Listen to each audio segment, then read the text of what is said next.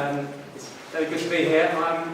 Apologies for not being able to stay a bit longer, but what I thought I would do today is try to do two things. I mean, you'll firstly notice that I'm down to speak as histories, but actually history has become a national child development study for now. And I want to try to do two things. One of them is in terms of the debate about what QNR refers to, get us to think a bit about the interface between quantitative methods and a highly quantitative, highly structured panel survey, such as the NCDS. The project I'll be talking briefly about is designed to be a qualitative bolt-on to a much longer panel survey. And then secondly, this theme of seriality and duration, which I picked up from the title, I want to actually explore that, not in terms of what I think about that, but in terms of how that is narrated in the accounts of a couple of women who I've taken from the survey, and pose issues about, in a sense, how time is performed and accounted for by those people themselves, which I hope will be useful. It's a bit of a different angle to that we've had so far, but hopefully it'll be useful. I think there are some overlapping themes with what we've heard. Briefly, NCDS, many of you have heard of it. It's one of the kind of classic sources of post-war social science analysis in the UK. Over 1,000 articles have been written on the basis of this panel survey. It took everyone born in England, Wales and Scotland in a certain week in 1958, and they've been traced through ever since. And along with Andy over there and Jane Elliott from the Institute of Education and Sam Parsons, we were one of the first teams to be allowed to carry out some qualitative interviews with these panel members. So this is a group of people who've been used to being surveyed and tested throughout their lives, but they were finally given a chance. Well, not finally, there was one of the examples too of them being able to take into their own words. This is one of the most important recent attempts to supplement the panel data with this kind of work. And I want to just, it's a fantastic database. It is all archived essays. It can now be downloaded. I'm not sure it has been widely used yet, but part of what I want to try and do today is emphasise that this is now a resource out there. And I just want to briefly pull out a few of the issues around how these respondents think about time in their own lives. Let me just talk you through those. For those of you who are familiar with it, this is a slide prepared by the Institute of Education to show you what an amazing panel survey it is. People were interviewed and tested at various times, up to when they were 50. So we know all about whether their mothers smoked. Their parents were interviewed when they were small. The teachers were asked to assess how kids' behaviour when they were small. Actual test results from school and qualifications were projected onto the data. You have exam results put in there. We know all about household, family formation. We have complete job histories. We have a battery of questions asked in more recent times, probing a great variety of aspects of these people's lifestyles. And when they were 50, in 2008, we did these in-depth interviews with a subsample, 230. And so this is a really fantastically interesting data source, because there's an amazing amount of quantitative data to link these narratives to. I'm not going to say much about how we can do that today, but I want to pull out some features of the respondents' articulations about time. In devising our questions, we wanted to try and avoid assumptions of linearity. I mean, the NCDS is highly linear in the way it thinks about time, dates, events. But we didn't want to assume that when we actually got down to talking to people in their own homes about their lives. Instead, we were very interested in the extent to which the capacity to talk in linear terms, to divide your life into phases or whatever, is something which can't be assumed, and we need to see how that is constructed through various kinds of narratives, various kinds of devices, partly influenced by Bourdieu's famous argument that the ability to construct a biography is itself a product of certain kinds of resources and capitals. Not everyone can do that, not everyone can make sense of that life in a way which appears at least to be coherent.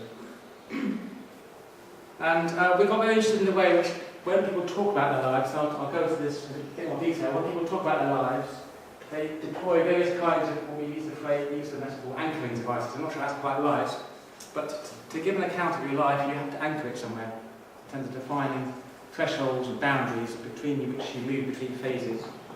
And we got very interested in trying to see the kinds of anchoring devices which our respondents used, and also linking into kind of one of the quest interests in the social life of methods, recognising that in doing that, in narrating senses of time, devices of various kinds play a role. So even if it's a routine thing, like when we ask somebody, talk us through your week, they say, well, how to get my diary? And that's a simple example. But actually, even the methods themselves, like NCDS, is all about creating that kind of time threshold. So this is kind of partly an example of the social life of methods. So these are the questions in the quantitative interviews. This is only one section. We have other sections of the interview which is asking about lifestyles and cultural engagement. But we had a long section, probably the longest section in the interviews, which focused on life stories and trajectories. And those are the kinds of leading questions which we posed about NCDS's collecting of data. We'd like you to give more of a chance to say what's been important in your life. And we just deliberately attempted to avoid necessarily focusing on occupations or families or anything. It's up to the respondents to focus that. And insofar as they struggle with that, when they wanted some help, we would try and talk it through sequentially from their childhood onwards. And then just to kind of recap at the end, we asked the question about turning points. What are the moments in your life where you think things happened which were decisive. So this section of the interview, on the whole, got very rich material, and I can't do justice to it here, but we'll talk you through a few things now. Some of the early findings from this came out of a paper which Andy, myself, and Felix Buhlmann wrote published in 2011 in British Journal of Sociology, about male narratives of mobility. And we were very interested, really, but we weren't particularly interested in issues of temporality at this point, but how people narrated the past. And we compared a sample of uply mobile, very successful, men who come from working class backgrounds and now doing senior managerial and professional jobs. And then we compared those with a group of men who were at the lower levels of the social class structure and hadn't succeeded in climbing any kind of ladder. And we were very interested in the accounts had some kinds of similarities, including a sense of modesty, a sort of hesitancy about giving a story of yourself which is at all boastful or bragging. But around that, there were two very different kinds of ways of handling time. For the utterly mobile, time was bundled into kind of years and periods and demarcated. And that was used as a kind of set of anchoring devices to talk about how you managed to climb a certain kind of ladder, even whilst emphasising contingency. And here we have an argument against those who talk about the linear career, because those who actually had a linear career in terms of their social ability profiles often didn't narrate it in those terms. They narrated it in terms of contingency, or I was lucky and got into the right place at the right time, something happened to me. And so interestingly, linearity objectively, looking at the job histories, didn't appear to translate into linearity in terms of how these men talked about their lives. But then we were also very interested in the men at sort of bottom who were not successful in those conventional terms. And these were ones who found it much more difficult to demarcate the present from the past. And they give an account in which the past is never fully left behind. And that could be narrated in all sorts of ways. For instance, I lost my job in the last recession and I'll lose it again in the next recession. Or a sense of living in the same neighbourhood or area that you're brought up in and being shaped by that enduring neighbourhood. And around these two very different trajectories, there were very different repertoires of narrating the past and how you divide the past up into kind of bundles.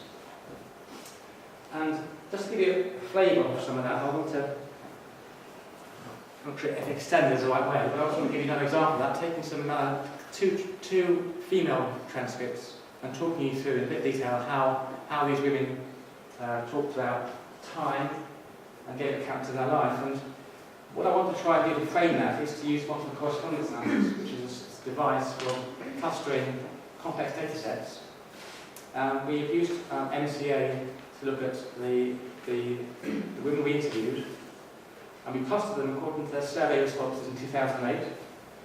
And if you do that, this is a two-dimensional space which is seeking to find patterns in a set of questions which ask about cultural life, lifestyles, economic resources, and social connections. I haven't got time to explain this in any detail, but just to say on the right-hand side, on the first axis, are located all the people who are usually well off. They usually have an extensive cultural life. They have cultural capital in Bourdieu's terms, and also social capital.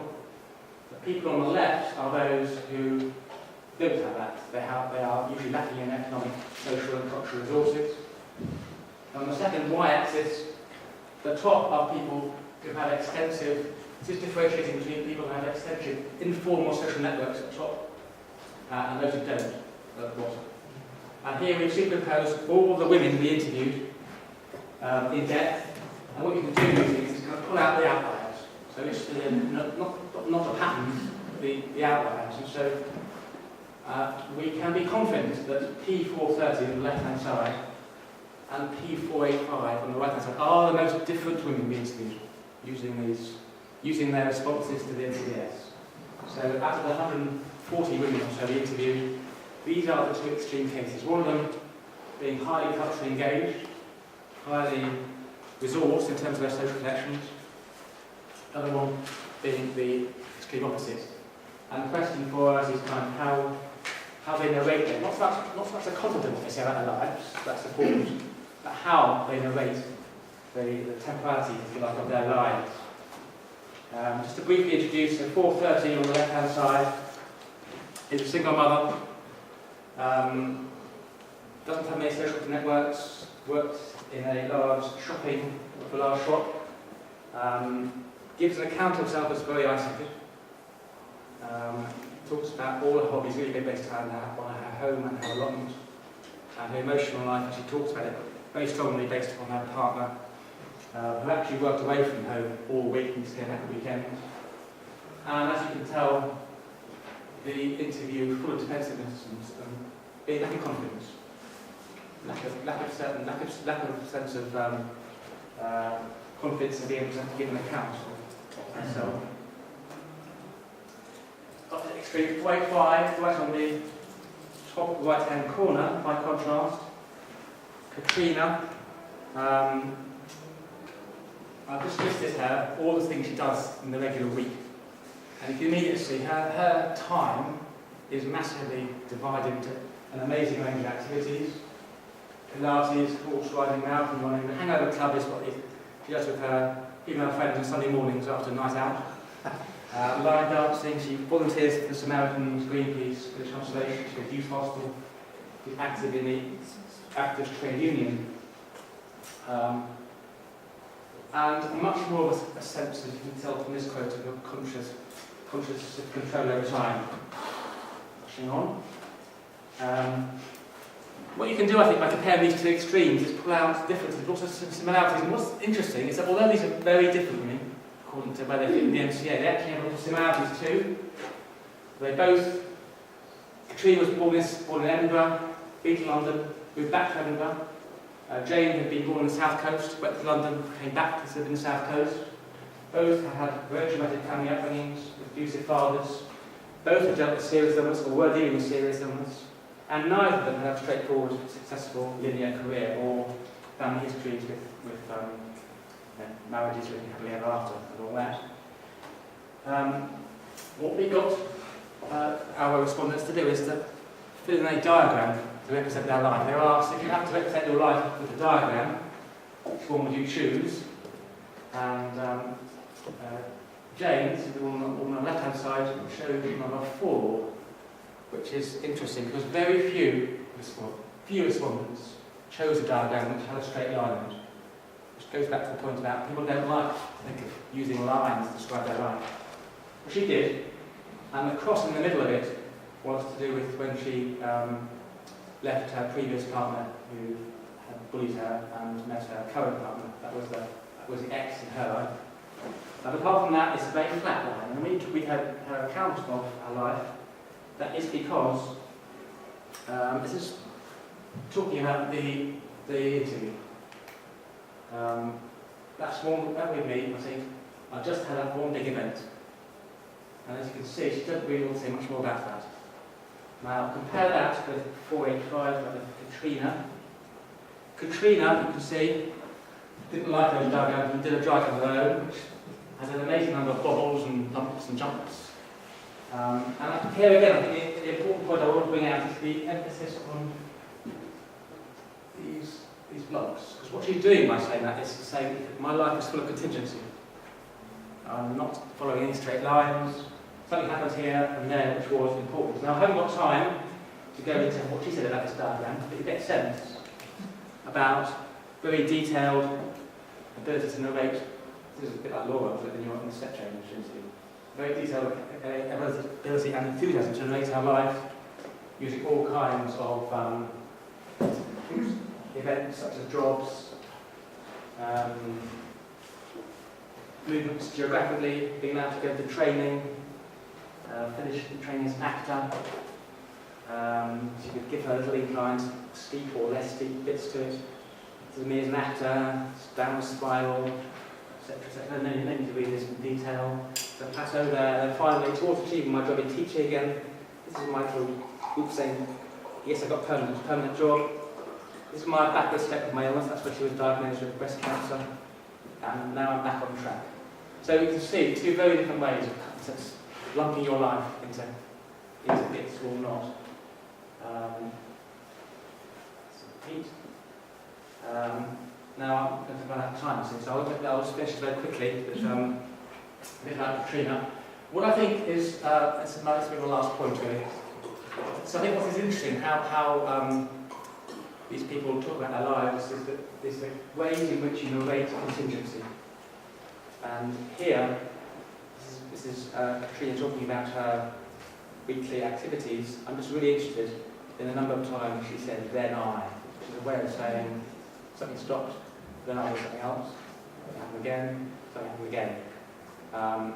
And as you can see, also lots of eyes, active steps of taking shape, your life taking shape, having some kind of control over it, which is linked into a notion of recognising kind of contingency of temporality. Yet actually, that contingency is also part of a pattern, in which there actually is a kind of ordering of our life towards where she is now. I haven't got time, but this is our slide conclusions. So, in my 15 minutes, I hope to have suggested that what is longitudinal research may be some useful resources for thinking about how you can intersect with large-scale structured datasets like the NCDS. And of course, although our project was one of the first to use quantitative methods, there are other examples earlier in these people's lives when they did some kind of work. For instance, when they were 14, they were asked to write essays about how they saw their future.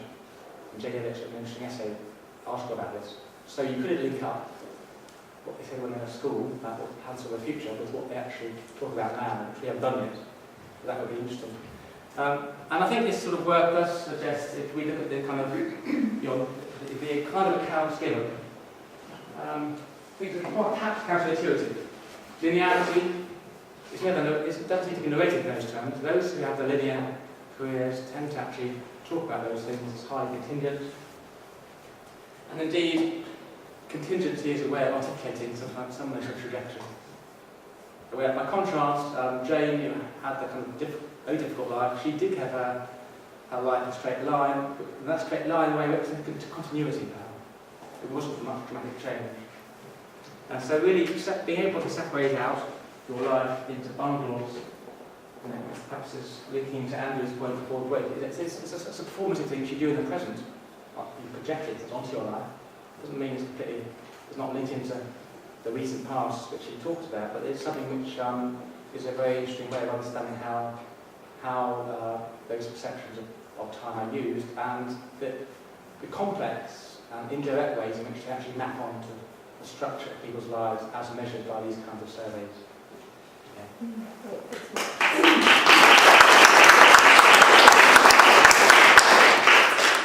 So we'll take some questions now. Anybody's got any after that? Talk. Rachel.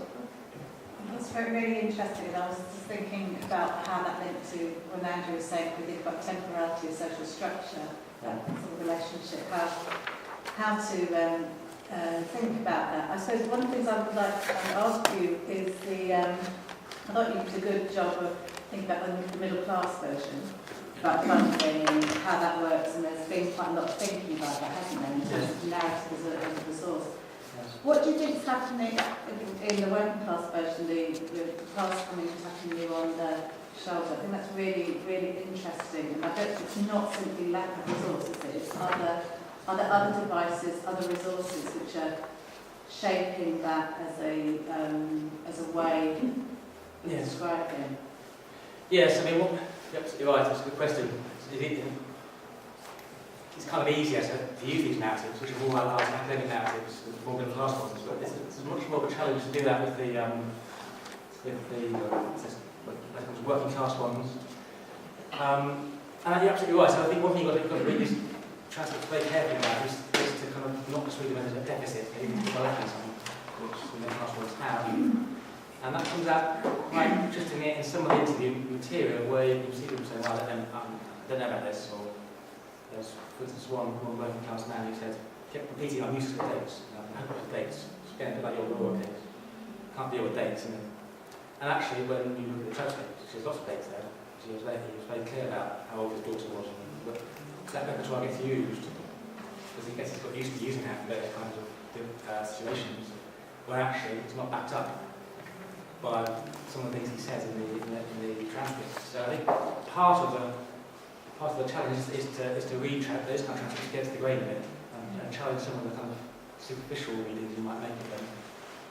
And then there's the issue, which of course Beverly escaped from the streets a long time ago, which is what you make sense about things your aunt said, or the misrecognition, and how you deal with that. It's the kind of partly the resistance to certain terms, and partly the brevity in which some things are said. I mean, that interview from Jay is much shorter than the one with Trina, there's much less there. And one of that's about telling, but it's kind of an issue about how you read absences. I think one of the things which her transcript reveals very clearly, and it's also revealed by several of the other sort of working class transcripts, is that to read these people as kind of disengaged and isolated for the nation isn't right, because actually there are often interests, passions often, which don't always get picked up. So in her case, she was she was all about her allotment and her garden and her house. It's invested in that. And so there were things there which might well pass you by if you were on survey responses, but you can actually pick them up using these kinds of devices. And so I absolutely agree. It's difficult, but I think there are resources there to be able to do that. Okay, Michelle, did you have a question? Any other questions? Well, it was interesting just then, because we were talking about social isolation, that if she's actually having these connections with non-humans, she's sort of creating connections. I was just wondering if you thought about communities more than human community. Could you rejig how you understood her relation, her numbers of relations, I guess, in a way that she was creating connections, but it's not what she was saying. Yeah, and I think I haven't done that yet, but I think that's certainly an important issue she's posed. And I think the relationship to locality, neighbourhood, what that means, again, is important. People like Trina have travelled all over the place, Edinburgh, London, but also coming Norway and very, very wide-ranging spatial networks and other social networks. Jane hasn't done that. She's been from the south coast of England to London to work in a pub and then back to the south coast of England. But there are, in terms of her networks, human and also non-human, I mean, they are very dense within that, within her home area. So again, I think you need to challenge what isolation actually means. Although at various points going to do that to kind of capture game, so it's kind of even people that are contesting or scrutinising her own counter.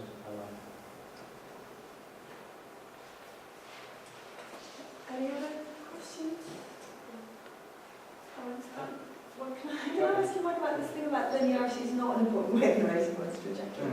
Despite what I said this morning, I'm still interested that the two diagrams that both women, well, one chose and one drew. I mean, they still have a they still have quite a trajectory. Yes. In a way, they still look like kind of progress narratives. So I mean, I'm just wondering if you've got any, there's slightly different things going on in both of them, but this one's definitely got this kind of steep slope a bit. So I'm just kind of intrigued by. Yes.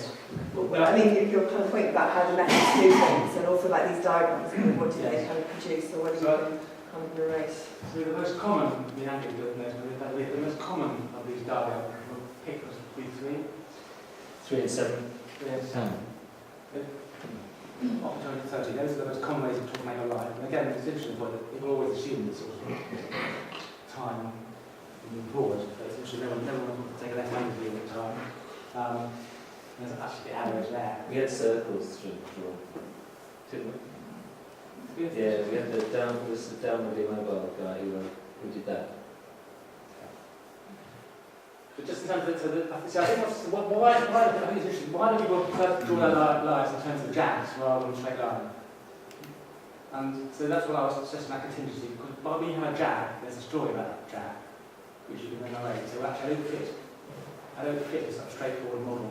And many of the middle class successful people, even if they actually their career is very linear, they feel like kind of straight up, regularly have an internal career. They didn't want to put themselves in those terms, because that would be somehow saying, well, I'm just kind of social psycho, I'm just a product of bureaucracy. And they would therefore find a way of saying, well, actually, something happened, it's made it uncertain or whatever. So there's a trajectory, yes, it's upward. But it's an upward trajectory which is punctuated by these jags as well. So people very rarely chose out only one. That would seem to be kind of a socially undesirable thing to do. Is if you bragging, here I'm just going straight up.